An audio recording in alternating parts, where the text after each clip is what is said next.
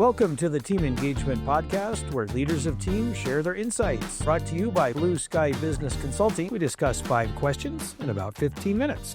Hello, everyone. Welcome to the Team Engagement Podcast. I'm your host, Shawn Richards, and joining me today from Ohio, this is Mike Toguchi, and he is the Chief Strategy Officer for Tectonic. And Mike, thank you so much for taking time to join me on the podcast. Very excited to talk with you a little bit more about some of the things that you're working on and some leadership tips and tricks and ideas to help us all be more effective in our leadership responsibilities. So before we get to those questions, tell us a little bit about some of the projects that you and Tectonic are working on. Yeah, our company's a digital strategy and transformation group. So we kind of work across all of the different elements of technology. We have AI projects we're working on with great automations to help some of our clients save time, become more productive. Really, we focus on the idea of impactful work. Like, do you want to be copy and pasting stuff out of spreadsheets, or do you want to be actually serving, members or students or different groups like that? We work on a lot of projects through our Orchestrate platform, which helps disability centers, everything at University of California, Stanford, Rutgers, places like that, where we help them provide applications, workflow. Again, efficiencies, utilizing technology to give people real tools as opposed to kind of hanging in manual labor. And that's just sort of the tip of the iceberg. Our other organizational parts and divisions. We've got an MSP that works with large groups with sort of technology help desk, and our marketing and branding works wonders. They work with some large bourbon companies and other places where we get to do a lot of fun stuff. So it's really enjoyable to work with such diverse clientele. It sounds like it. Well, that sounds great because obviously, as everybody knows, AI is now the hot topic and it's causing a lot of questions, a lot of disruption, a lot of positive things, a few negative things, all that good stuff. But I like what you guys are doing because you're trying to take some of that mundane stuff out of the workplace, or at least streamline it, thus enabling us to really focus on the human side of work and work relationships and client relationships and all of that. So I wish you all the best as you guys are working on ironing out all these AI issues that are always popping up. So Yeah, that'll thanks. be good. All right, well, let's go ahead and get started. Now, Mike, as a member of the C-suite, you obviously have a lot of great insights to help us understand a little bit better about workplace environments and whatnot. Our first question deals with kind of that psychological safety. How can leaders really nurture and create an environment of psychologically safety for their team members? Yeah, I love this question. One of the my approach in thinking about it is we have so many people that are burnout, kind of scarred from their workplace. And so the at the beginning of the question, I think, how do we prevent getting to a place where you desperately need this safe environment? And, that's how do we get ahead of this? And part of that from a leadership standpoint, I think, is focusing on a couple of principles or a few principles. One is be a good communicator. Two is be extremely transparent about what you're doing, what's the vision, help people understand how it connects to their individual role, and be accountable. If you make bad decisions, own them. If things aren't working out and you have to let some people go, like be clear about why these things happen. And I think if you're able to do that, if you're able to be a good communicator, be transparent, and be accountable, that you start to create an environment where people are less looking for safe spaces because you're starting to create a healthy, good culture. Another way I would look at it is just the idea of kind of being in the foxhole with the team. And what I mean by that is, I kind of think of it from a sports analogy standpoint. As you're the coach, like, you don't get to go on the field and execute with them, but you are in the huddle, and they need to understand that you're helping them each step of the way. You're creating that strategy, and you're giving them the tools they need in order to execute it. And I think that promotes sort of a healthy environment as well, where people start to have a greater building of trust in your role as a leader, and your relationship to them as employees. And the last for me is just always, like, I did policy debate in college. It's really near and dear to my heart. And so the idea of, like, having rigorous scrutiny, having open conversation, allowing people to ask those questions, and have sort of fierce debate. They may lose, you may lose, or you may learn something, but allowing that environment, that discourse to occur, I think is extremely important. Oh, I really like those comments, especially right there at the end. That idea of a fierce debate, because there is a need in today's world, especially. to be able to offer perhaps even an opposing view to whatever the consensus might be. Because I've always believed that if there's one person thinking that, there's probably more. Even if there's nobody in the room that's thinking that, it may be clients or customers that are thinking that are not being represented in the boardroom or the discussion room. And so it's important to have those discussions, but they can't take place if that psychological safety is not there, where they feel like, hey, I can share an opposing view without ridicule or without persecution or whatever it is. And so what you've shared there is so powerful, because that's really what leadership is about, is enabling people to speak up and to share ideas and really collaborate in an effective way. So great comments, great comments. All right, question number two, Mike. I'm sure that throughout your lifetime, there have been a lot of people that have had some kind of a positive influence or impact in your life. As you kind of think through all those people, if there's one person in particular that comes to mind, what's one word that you would use to describe that person and how they impacted you? This is a tough one. Yeah. I think, my I wanted to cheat the answer a little bit to say, like, I had a teacher long, long time ago that had, sort of paraphrasing, had this quote: "To study history, you must first study the historian," which I think came from a British scholar that was really study. If you Before you study history, you must before study the historian before you study facts.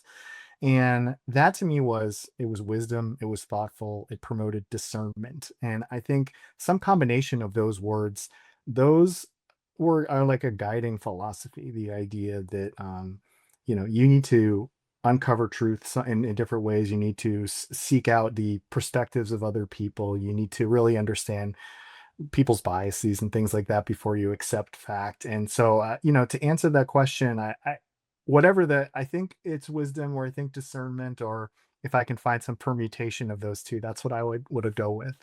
Oh, I like it.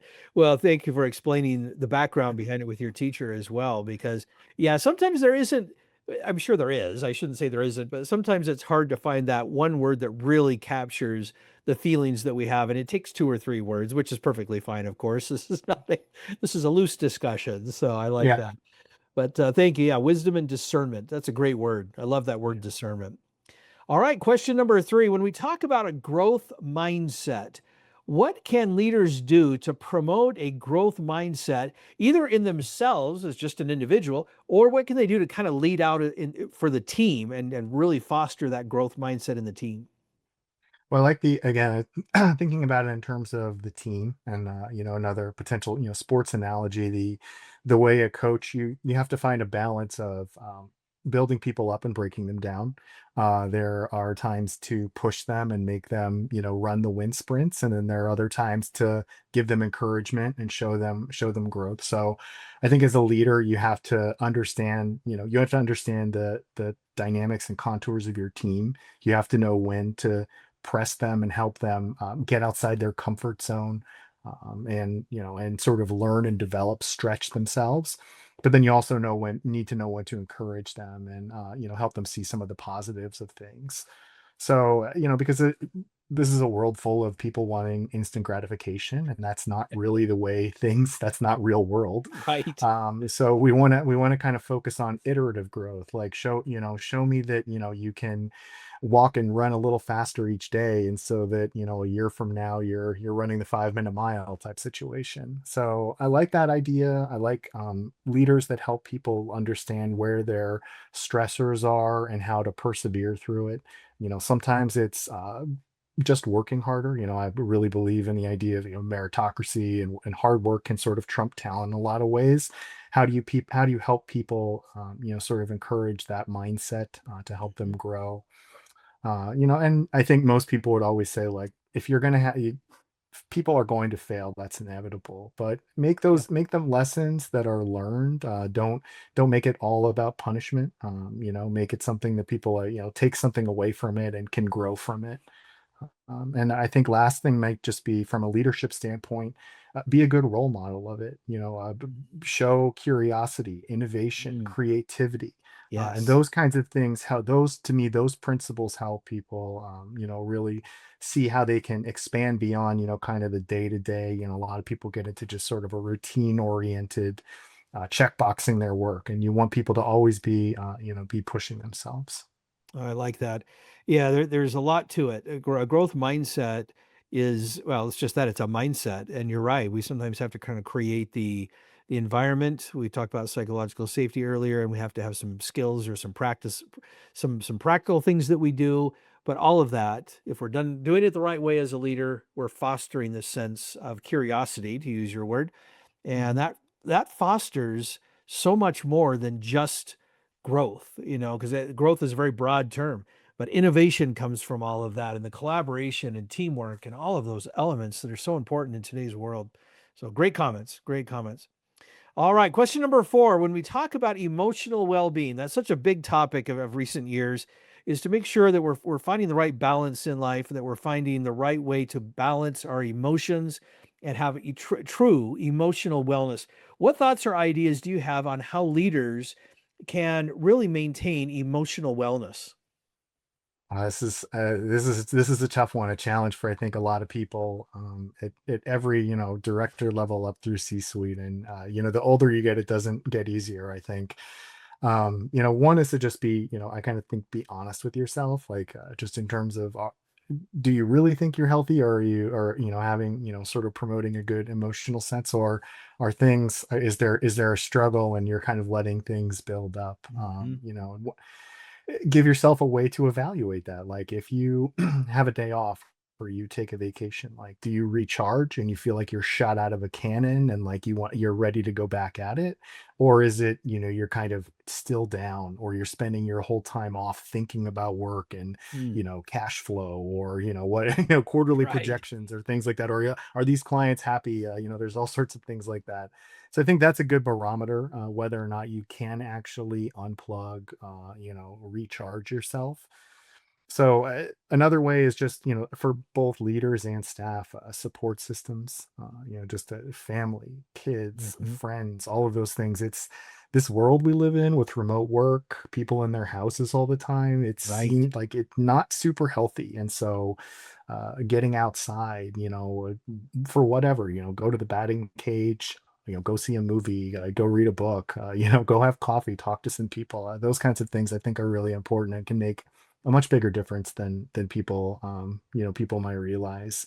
Yeah, great point. So I think those are items, and I think boundaries is probably one where it's just like, it's again based on the idea of remote work. It's so easy to be like, well, I'm just gonna roll out of bed. I haven't even done anything, but I'm already injecting coffee into myself. And why not just keep working through, dinner time, or if it's, Yeah. lunchtime, why not, just run down and bring up your lunch? Like I think those kinds of things really start building on people in a way they don't know. Like you're not getting outside, you're not interacting with people, you're you're just sort of only zooming or Microsoft Teamsing with people, and that doesn't it doesn't you can be collaborating work wise, but you're not creating any community for yourself, you're not giving yourself support system. So I think those are the ways I'd be approaching it. It's interesting. You and I, before we started the recording, we were talking about AI. We were talking about how much more it can do. Um, we have that risk of losing some human interaction with all of this.